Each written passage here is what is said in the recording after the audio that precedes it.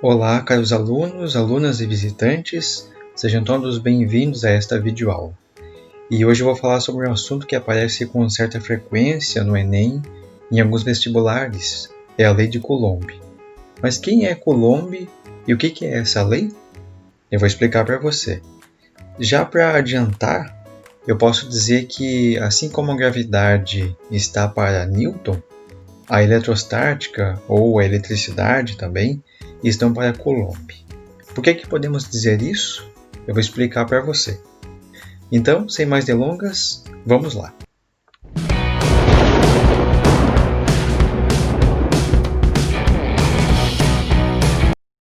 Nós já vimos que podemos eletrizar corpos de 3 maneiras diferentes: por atrito, por indução e por contato. Também nós já vimos que as cargas podem ser positivas ou negativas, e elas têm a propriedade também de se repelir, caso sejam cargas iguais, e se forem cargas opostas, se atrair. Mas a eletricidade que vemos não se resume apenas nisso. Vários cientistas, ali a partir dos anos de 1600, fizeram várias experiências com bastante cuidado e, a partir do seu conhecimento, descobriram leis e princípios que governam a eletricidade. E uma dessas experiências que ficou bastante famosa foi feita por Benjamin Franklin, quando ele soltou uma pipa durante uma tempestade.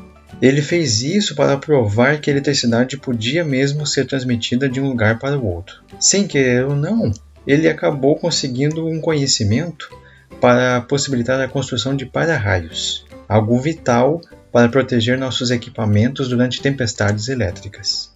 Outra experiência famosa que vamos dar atenção foi elaborada em 1785 pelo cientista francês Charles Augustin de Coulomb. Nessa experiência, ele descobriu uma maneira de quantificar a força elétrica. É verdade que já havia algumas hipóteses de como essa força deveria se comportar matematicamente, mas foi só Coulomb que conseguiu fazer isso com extrema precisão para aquela época. Vale destacar também que uma certa versão da história diz que uma das coisas que motivaram Coulomb a realizar sua experiência foi uma carta que recebeu do estadista Benjamin Franklin. Nessa carta, Franklin descreve uma de suas experiências sobre a eletricidade. Quando leu a carta de Franklin, Coulomb também suspeitou que o comportamento da força elétrica era muito parecido com a força gravitacional. Mesmo que essa versão da história não seja verdadeira, já havia rumores de que a força elétrica e a força gravitacional matematicamente eram muito parecidas, como eu vou mostrar para vocês daqui a pouco. A partir dos conhecimentos de Coulomb, foi possível, por exemplo, entender melhor algumas propriedades dos átomos e dos elementos da tabela periódica, e também possibilitou a construção de pilhas e baterias elétricas. Um fato bastante interessante é que quando Coulomb começou seus estudos, o elétron ou próton ou qualquer outra partícula atômica não era conhecida pelo mundo da ciência. Para conseguir realizar sua experiência, Coulomb utilizou uma balança de torção, como essa que você está vendo aqui na foto. Há 2 modelos aqui. Todo o aparato está inserido dentro de um recipiente de vidro para evitar interferência externa. As partes importantes desta balança são essas esferas metálicas aqui, feitas com material que conduz facilmente a eletricidade. Uma esfera fica na extremidade de uma barra suspensa por um fio, e a outra esfera fica em um compartimento próximo. E por último, nós temos aqui também essa escala graduada, que está presa à cintura do aparato, e ela serve para medir a distância entre 2 esferas. E também aqui na parte superior temos o micrômetro, que há uma agulha também em uma escala menor, e essa agulha é possível girar, fazendo com que aquela barra ali de baixo também possa girar, possa torcer, e isso também é medido. Mas como é que essa balança então funciona? Bem, quando a palavra balança é dita, o que vem na sua mente? Com certeza, o que vem é aquele instrumento que serve para medir a quantidade de matéria ou o peso de uma pessoa. E quando se ouve a palavra torção, o que você lembra? Muitas pessoas pensam na lesão provocada no tornozelo, chamada de entorse, né?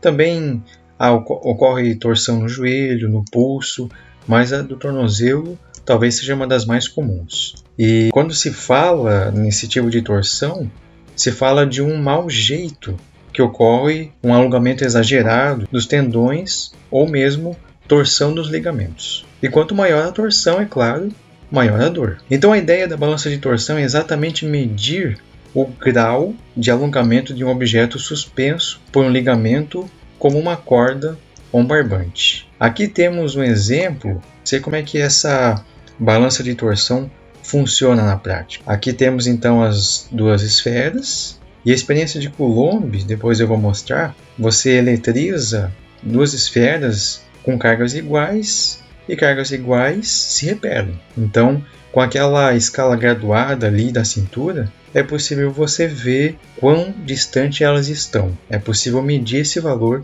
e anotar. Para entender melhor como funciona então a balança de torção, eu fiz uma montagem caseira para poder fazer uma espécie de simulação do que Coulomb fez. Vamos ver então?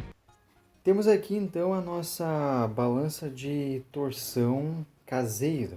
É claro que o objetivo ao montar essa balança aqui não era tentar replicar os dados experimentais que Coulomb mediu. Não temos aqui o grau de precisão necessário para isso. Mas a gente pode aqui repetir pelo menos o fenômeno e ilustrar como é que foi que Coulomb conduziu o experimento dele. Então vamos apresentar as partes aqui. Temos aqui duas esferas cobertas com material condutor. Nesse caso aqui, elas estão cobertas com papel alumínio. Elas estão fixas na extremidade de um cabo isolante. Aqui, por exemplo, um tubo de caneta, né, feito de acrílico. A esfera aqui, essa que está na minha mão, ela está suspensa por uma corda de nylon e ela pode girar livremente quando atua uma força sobre ela. Temos aqui uma escala graduada, é como se fosse um transferidor. Ela imita aquela escala graduada que está na cintura da balança de torção de Coulomb. Ela serve então para medir o deslocamento dessa esfera aqui. Aqui na outra extremidade da corda, aqui acima, eu tenho uma outra escala graduada e um dispositivo que permite girar a corda para um determinado valor. Essa parte aqui da corda imita o micrômetro da balança de Coulomb. Inicialmente essas esferas estão descarregadas e encostadas uma na outra. Então, com a ajuda de um cano PVC e o processo de eletrização por atrito, eu vou esfregar esse cano em um pedaço de lã, através do qual eu vou conseguir uma quantidade de carga elétrica. Feito isso, eu vou transferir uma quantidade de carga para uma dessas esferas aqui. Você deve lembrar que um dos processos de eletrização que nós vimos é por contato. Como as esferas estão em contato agora, ambas receberão carga elétrica de sinais iguais. Outro detalhe é que, como elas são iguais, de mesmo tamanho, o valor da carga elétrica das duas é igual também. Uma vez que cargas elétricas de mesmo sinal se repelem, a força de repulsão elétrica agora provocou uma torção naquele fio de nylon. E passado algum tempo, a esfera móvel, aquela que está se movendo ali, vai atingir uma nova posição de equilíbrio que pode ser marcada através dessa escala graduada aqui. Nessa situação, então, a força elétrica equilibra perfeitamente a força de torção. É importante destacar que o que interessa nessa experiência é o equilíbrio das forças horizontais. E quais são elas aqui? É a força de torção do fio e a força elétrica. Lembrando que nós estamos aqui desprezando a força de atrito entre as esferas e o ar. Lembramos também que o objetivo da experiência de Coulomb era descobrir do que depende a força elétrica. Qual era a fórmula para calcular essa força? Quando Coulomb equilibrou a força elétrica com a força de torção, então, agora ele tinha uma expressão matemática para ter um ponto de partida. Da seguinte forma: Sabendo que a força de torção depende do ângulo, ou seja, quanto mais você girar essa barra aqui, e o valor desse giro é marcado pela escala graduada, para essa escala aqui, maior será a força de torção no fio.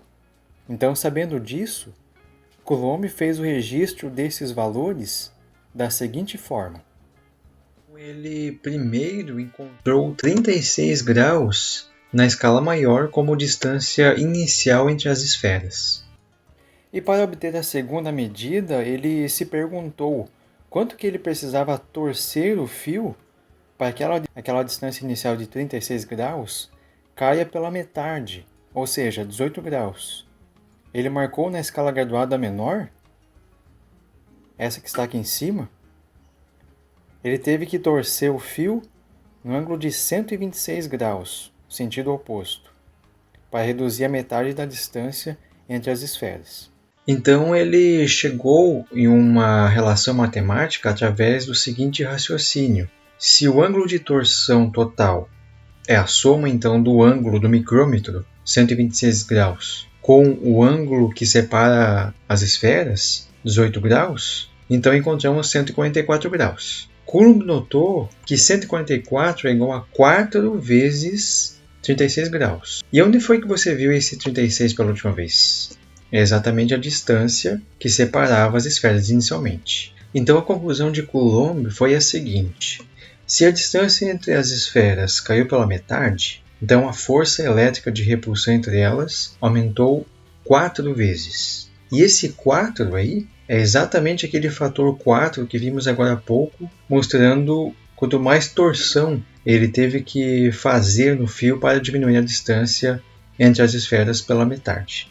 Você sabe que metade se escreve assim, 1 dividido por 2. E o número 4 é 2 ao quadrado. Guarde bem essa relação. Seguindo os mesmos passos, Coulomb obteve sua terceira medida. Agora ele se perguntou quanto que ele precisava torcer o fio para que a distância entre as esferas caia metade da metade. E qual é a metade da metade de 36 graus? Se você respondeu 9 graus, está certo. Dessa vez ele marcou na escala graduada menor 567 graus. Ou seja, ele teve que torcer o fio 567 graus no sentido contrário para reduzir a distância entre as esferas para 9 graus. Então ele chegou a uma relação matemática através do mesmo raciocínio de antes. Se o ângulo de torção total é a soma do micrômetro, 567, com o ângulo que separa as esferas, 9 graus, então achamos agora 576 graus. E novamente agora ele notou que 576 é igual a 16 vezes 36 graus. E esse 36 então é o mesmo que apareceu antes.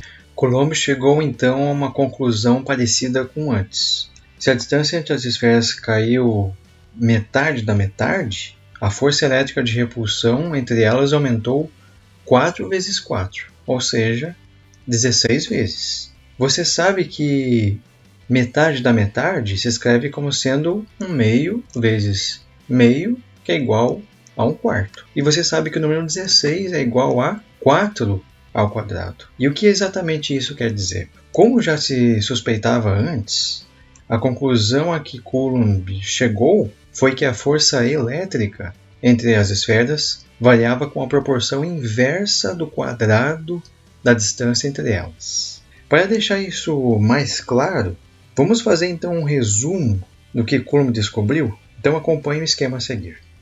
Então, o objetivo de Coulomb era determinar como a força elétrica varia entre dois corpos carregados eletricamente, quando estão a uma certa distância. Aqui no nosso esquema, resume bem o que Coulomb fez. Só para deixar claro, eu estou usando aqui duas cargas positivas, mas poderiam ser também cargas negativas ou sinais opostos. Essa lei de Coulomb, que a gente vai ver resumidamente depois, vale também para esses casos. Então, nesse primeiro caso, duas esferas estão a uma distância d e sofrem uma força de repulsão elétrica que chamamos de F. Se você diminuir pela metade essa distância, com esse esquema aqui, então essa força aumenta 2 ao quadrado. Agora, se você diminuir ainda mais, a metade da metade, você tem 16 vezes maior esse aumento da força elétrica entre as duas esferas. Mas veja que se você aumenta a distância, também acontece a mesma coisa, só que de forma inversa. Se você aumentar por 2 vezes essa distância, agora a força diminui 4 vezes. E se aumentar 3 vezes, o que vai acontecer? 3 ao quadrado é 9. Então a força diminui 9 vezes. Isso então resume bem a lei do inverso do quadrado. Esse foi o objetivo principal ao fazer essa experiência e Coulomb conseguiu então determinar essa relação. É claro que todas essas informações podem ser colocadas em um gráfico. E o que nós encontramos é uma curva chamada de hipérbole. O que é interessante nessa curva é que ela nunca atinge o valor zero. E o que isso significa fisicamente? Mesmo se as duas esferas estiverem a anos-luz de distância, a força elétrica entre elas jamais vai atingir o valor zero. E continuando seus experimentos, Coulomb chegou também à conclusão de que a força elétrica também depende de outras variáveis, por exemplo, as cargas elétricas de cada uma das esferas, que simbolizamos Q1 e Q2. Quanto mais carga as esferas possuem, maior é a força elétrica. E também essa força depende de o que se chama de constante eletrostática. Essa constante depende do meio, ar, água, vácuo, ar seco, ar úmido. Cada um desses meios possui a sua constante eletrostática e essa constante possui um valor diferente para cada uma delas. Depois dessa análise, então Coulomb chegou e enunciou a sua lei de Coulomb, que ela diz mais ou menos assim: o módulo da força elétrica de atração ou repulsão entre duas cargas elétricas Q1 e Q2, pontiformes, é diretamente proporcional ao produto das cargas e inversamente proporcional ao quadrado da distância entre essas cargas. Veja que eu destaquei aqui a palavra pontiforme. O que nós queremos dizer com essa palavra? Estamos querendo dizer que os corpos carregados com as cargas Q1 e Q2 são tão pequenos em relação à distância entre eles que eles ficam parecidos com pontos, de tão pequenos que são.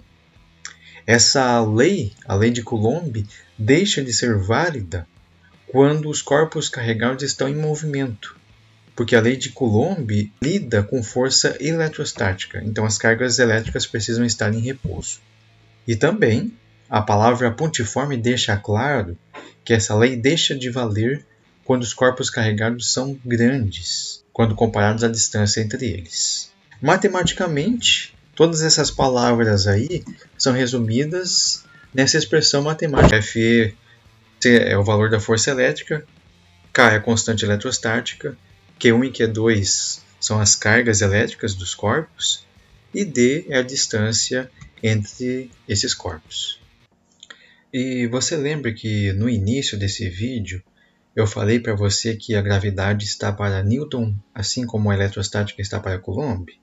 Pois então, veja aqui nessas duas expressões matemáticas da força elétrica e da força gravitacional como elas são muito semelhantes matematicamente.